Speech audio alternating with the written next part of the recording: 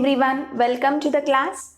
We are with one more interesting chapter of class 9, that is diversity in living organisms. Yeah? And you must clearly understand the meaning of the word diversity. So here, what do you mean by the word diversity? You kept on hearing many times. Yes or no? Diversity. It means variety. Okay? Varieties of organisms are there on our planet Earth. Okay? See, the meaning of the word diversity here is varieties. So we are learning about the different varieties of organisms that are present on Earth. Not actually studying about all the varieties. We are actually dealing with how these varieties of organisms are classified. Yes? And can you able to tell me how many varieties of living organisms are there on the planet Earth? Can you be able to think of the answer for this? See, human beings is one variety of living organisms, right? And lions are another varieties of organisms. Tigers, insects, so many varieties of plants are there. So many varieties of insects are there. So many varieties of animals are there. Can you be able to tell me how many different varieties of living organisms are there on planet Earth? Guys, we have around 18 lakh to 19 lakh living organisms present on a planet Earth. So how many varieties? We have around 1.8 or 1.9 million varieties. In the sense, say it is 18 or 19 lakh varieties of organisms, varieties of living organisms, guys. I'm only talking about living organisms. So these many living organisms are present on Earth. We are one such varieties. Human beings are one such variety, that's it. So how many varieties of living organisms are there? 18 or 19 lakh varieties. Some say 20 lakh also. But the figure lies between 18 to 20 lakhs, guys. Okay. And if you want to study about each and every variety of living organism, is it possible? Say, biology is all about studying of living organisms. It is all about the study of physiology, anatomy, and various biological aspects of living organisms. Say, if you want to study about each and every variety of living organism, is it possible? Even our lifetime will not be enough to study so many varieties of living organisms, isn't it? So, definitely there is a need to classify these living organisms, yes or no, to study them better. Say one example I'll give you. Imagine you have 1,000 members in a school. Can one particular teach all 1,000 members at a time? Impossible, right? And among the 1,000 students, some are with the age group 5, some are with the age group 16 or 15. Different age group children are present in a school. And it is not possible for all of them to teach at a time. Right? So what we will do in school is we will separate or we will classify the students into different classes according to their age. Right? And we will make all 5-year-old children to sit in one class and we call it as nursery. We will make all 6-year-old or 7-year-old to sit in one class and we will call it as first standard. We will make all 16-year-old children to sit in one class and we will call it as 10th standard. Right? Like this, all 1,000 members present in a school are classified, are separated into different groups, right? Imagine we have 100 students in the nursery. Do we teach all 100 students together in a same class? No, right? Again, we divide them into different sections. 20 members in one section, 20 members in other section, or 50 members in one section, 50 members in another section, right? Among 100 members. So this is how to make our things easy, to make the teaching become easy. We classified all the 1,000 students into different groups, different classes according to their age. And after that, each age group, say 100 students of nursery, again we divide into different classes, different groups, section A, section B, right? Say 10th standard itself, we have section A, section B, section C, because we can't teach all the children at a time, right? Say why we have divided all the children like this into different groups? It is to make our things become more convenient, so that we can teach more comfortably, so that children can understand more comfortably, right? So to make the things become more easier and more comfortable, we always divide the things into different categories. Similarly, we have around 18 or 19 lakh varieties of living organisms on planet Earth. To study them better, we can't study each and every variety, right? So to study them better, to understand them better, we have divided these 18 or 19 lakh varieties of organisms into different groups, guys. That is what we call classification. So the whole chapter is about classification of living organisms. Okay, so how we have classified all these 18 or 19 lakh varieties of organisms, on what basis we have classified, okay, how we have classified, what are the different groups, we have given certain name. Say for example, all 16-year-old kids are sitting in one class, and we have given a name for that class. What do we call that class as? 10th class or 10th grade, right? So for every group or for every class there is a name. All 5-year-old, 4-year-old are sitting in one class. We are calling that class as nursery, right? So like that, for every group of organisms that they are classified, they have a certain name. Okay, so what are the names? So the whole chapter is about detailed study of the classification of organisms, guys. So how the organisms classified, on what basis they are classified, this is all about the chapter.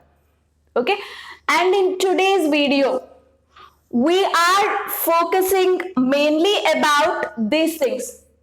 First one, we will learn about classification.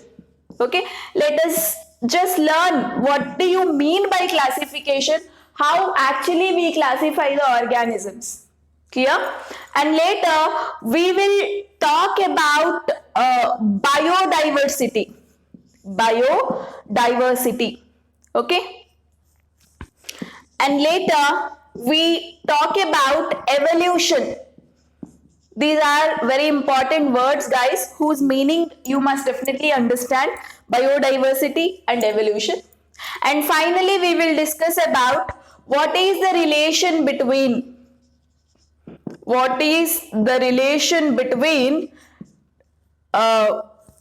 classification and evolution. Classification and evolution. Actually, there is a link between classification and evolution. So we are going to discuss about that also in this class. Okay. Classification is nothing but separation of living organisms into different groups. That's it, guys. See, what I would like to write here is separation of living organisms into different groups, isn't it? Say like you have 1,000 members in a school, we divide all the 1,000 members into different classes, right? That is what we mean by classification. Okay, it is nothing but grouping. Dividing into different groups or categories is called classification. So, on what basis do you classify? Right? Classification is always based on similar and dissimilar characteristics. Yes or no? So, what do you mean by this point here? Similar characteristics. Say among the 1,000 members, all 5-year-old children are grouped as one class. We call them as nursery. Right? It is because all 5-year-old kids will think in a same way. They can learn in a similar way. They can behave in a similar way. Their mental capabilities are similar. That's the reason, based on the similar characteristic in the sense what? Their behavior, their function, a particular form, a detailed physical appearance maybe. These are all characteristics. Right? Say having 5 fingers in my hand is my characteristic. Right? My height is called as a characteristic. My skin color is called as a characteristic. So characteristics in the sense feature.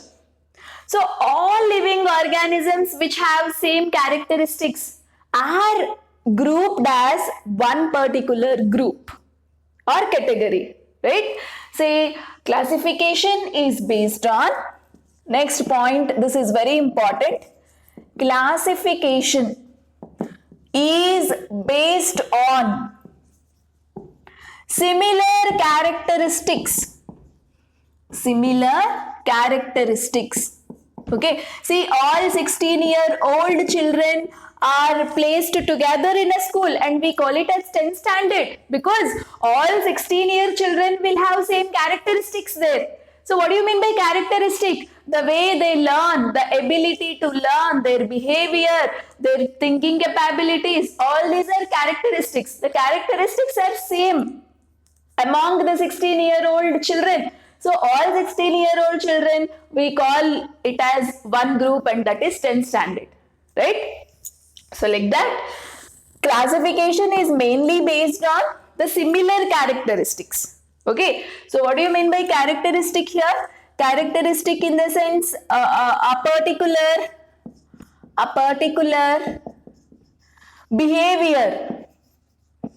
behavior or feature, okay, or form or anything. Okay. Say this point is very, very important.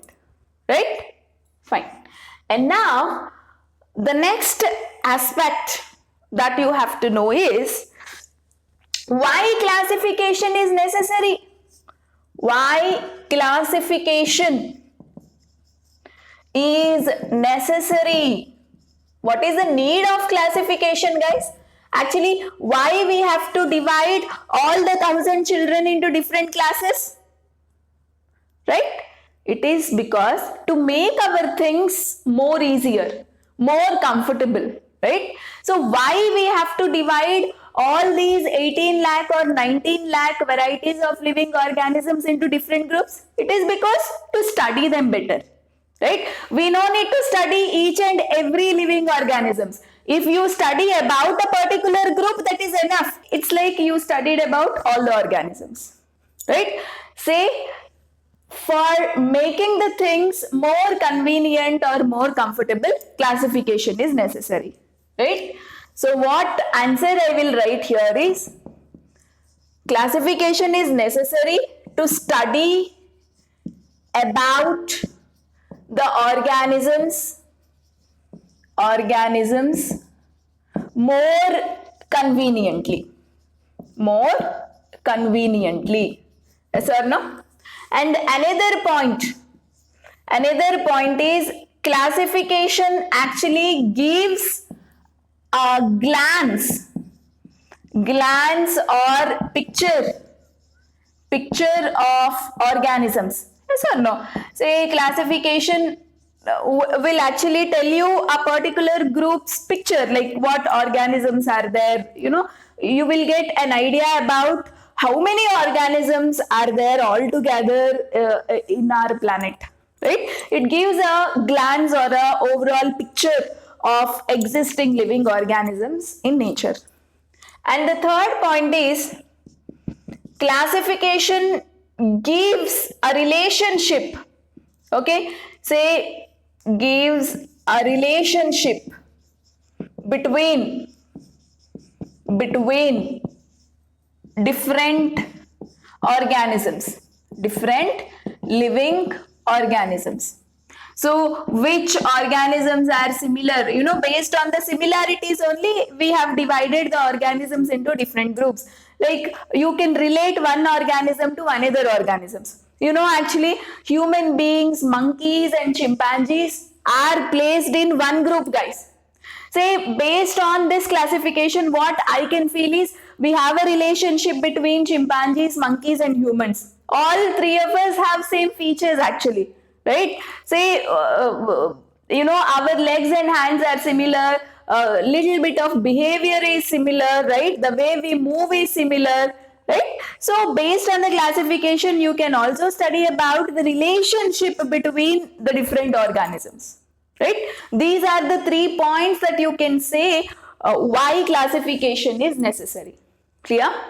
And now we will study about one more important word called biodiversity. Clear? Coming to the word biodiversity. So it's very simple, guys. Biodiversity is nothing but, you know, the different varieties of living organisms present in a particular region or particular area. These varieties of living organisms present in a particular area will share a common environment, and these organisms depend on each other for their living, for their survival. Okay, this concept is called biodiversity. So what I can write here is different varieties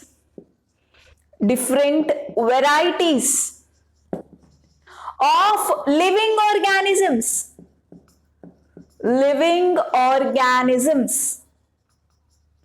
present in a particular area, right? Present in a particular region or area, guys.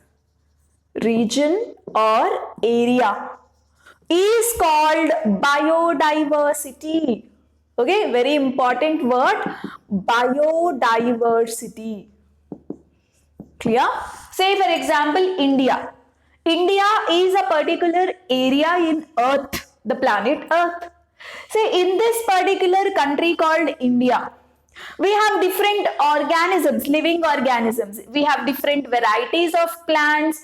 You know, some plants are shorter, some plants are taller, some live in water, some live on land. Same way, animals. Okay, some animals live in water, some animals live on land. You know, varieties of insects are there, varieties of animals are there. You know, all these living organisms are staying in this particular area called the Indian country, right? And we all, whatever organisms, living things are there in India, you know, all of them will share one common environment, right? And all these organisms are depend on each other. Say animals, like humans, we depend on plants for our food. We depend on other animals for our food, isn't it? Similarly, each and every animal wants other animal for its survival, right? So this particular concept is what we mean by biodiversity, guys. Okay, and you know, one more point I would like to mention here is all living organisms in a particular area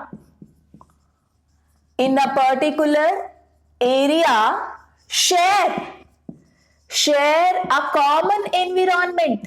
Yes or no? All of us live in a similar environment. Cold or hot, the environmental condition is similar for all the organisms living in one particular place or area, right? And organisms depend on each other. Definitely, organisms depend on each other. for their survival. For their survival, yes or no? So this is what we call biodiversity. And one more important thing that you have to remember, the region between the Tropic of Cancer and the Tropic of Capricorn, in the world, like you can see the picture there, the above line is called Tropic of Cancer, the below line is called Tropic of Capricorn. So in between the region, whatever the countries that come in between Tropic of Cancer and Tropic of Capricorn is called the region of mega diversity. Okay, because in these countries, in these places between Tropic of Cancer and Tropic of Capricorn, you find the 50% of living organisms existed in that particular places. Okay, so in the world, the 50% of the biodiversity, 50% of the living organisms are present in that particular region, guys. That is the region between Tropic of Cancer and the Tropic of Capricorn, right? And that region is called as the region of mega diversity, right? So one more important word here, region of mega diversity. Mega diversity. Okay, so what is that region, guys? It is the region, that is the area or place between Tropic of Cancer and Tropic of Capricorn. Okay, so this particular area is rich in the living organisms. 50%, say among 18 lakh or 19 lakh varieties of organisms, 50% of them are present in these region only. So what countries come under Tropic of Cancer, between Tropic of Cancer and Tropic of Capricorn? It is, the countries like India, Mexico, okay, and Australia,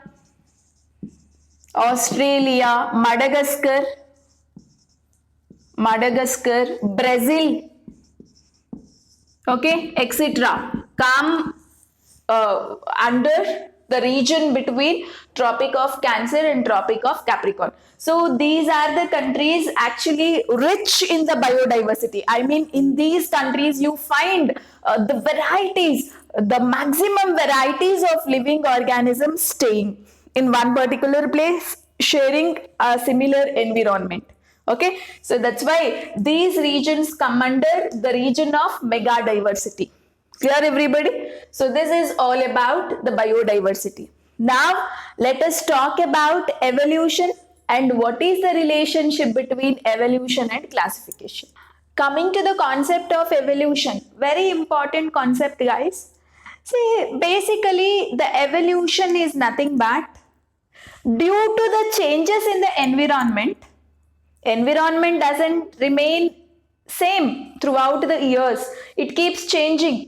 Okay, see, 10 years back we had a different environment. Now our environment is entirely different, right? See, environment always keeps on changing.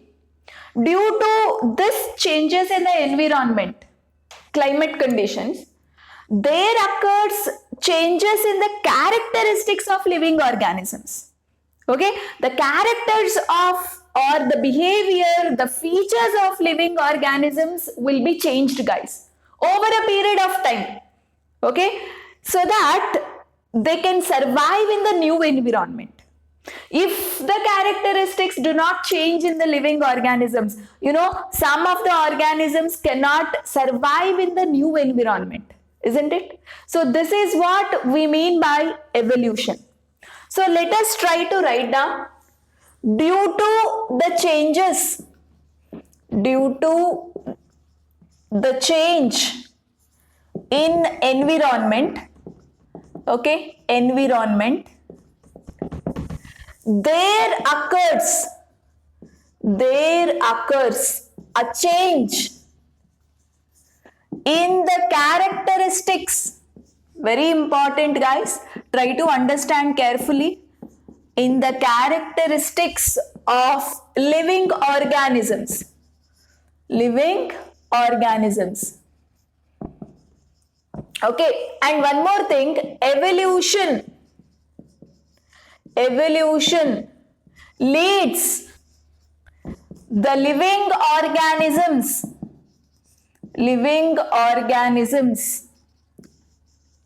to survive in new environment. Environment is changed. You have to survive in the new environment. That's the reason, genetically the characteristics of living organisms will be changed, guys.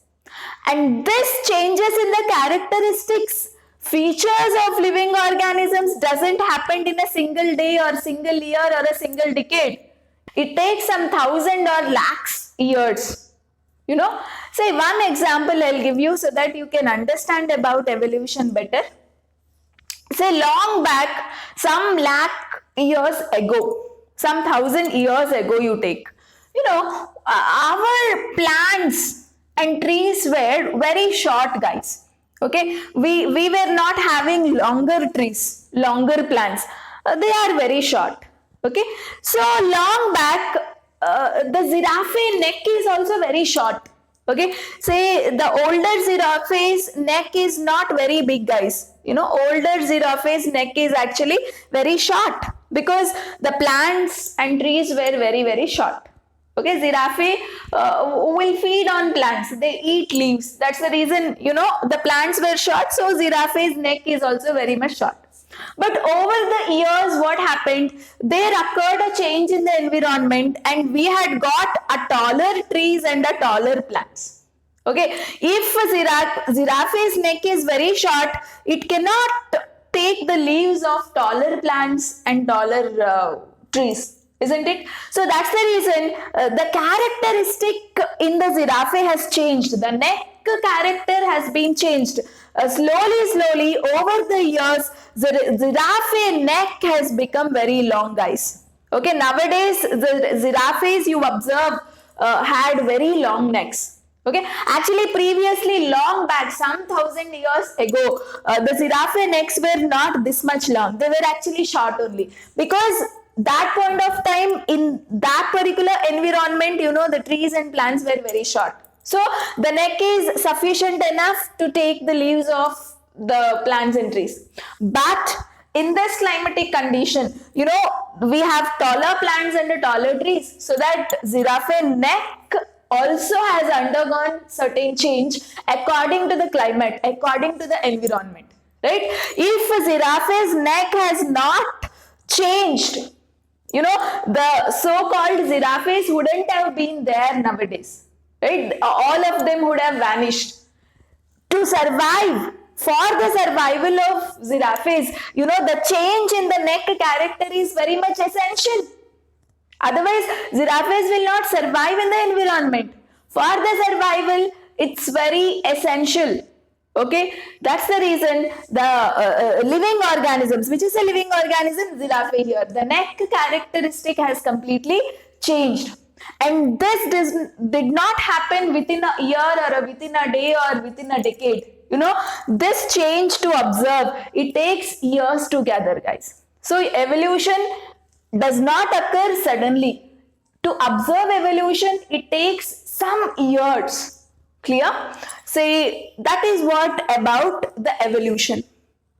Okay, so what I have written, due to the change in the environment, there occurs a change in the characteristic of living organisms over the period of time.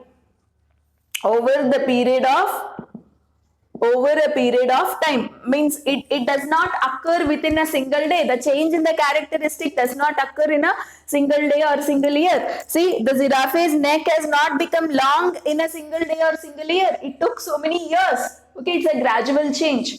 So why this change occurred? Just to survive in the new environment, right? So due to the environmental changes, sometimes there you will observe a change in the characteristics of living organisms also. So why these changes are necessary? To survive in the new environment. right? If these changes doesn't occur in the living organisms, the organisms cannot survive in the new environment. Environment keeps on changes automatically, okay, year by year. So there should happen a change in the living organisms genetic character also, right? This is all about evolution. Now, what is the relationship between evolution and classification? Try to remember, guys, evolution and classification are interrelated. Okay. If you know a concept of evolution, it is very easy to classify the living organisms into different groups. You know what, actually, human beings, monkeys and chimpanzees have same ancestor. We have come from same organisms. Long back, 1,000 years ago, we have a set of organisms. By changes in those organisms, we have got human beings, monkeys and chimpanzees. Got to know? So all the three species have a same ancestor, same forefather, right? That's the reason human beings, monkeys and chimpanzees are placed in one particular group, guys. Got to know? Say the idea of evolution, what I can write here is, this is one particular concept, guys. Under this, you should note down a point that idea of evolution helps us to classify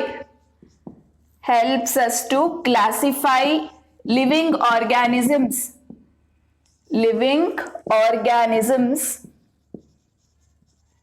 into groups. Okay, so with the idea of evolution, you can able to classify living organisms into groups. Say, for example, we chimpanzees and monkeys are in one group. We have same features. That means we have come from similar organisms. Okay, we have a common ancestor.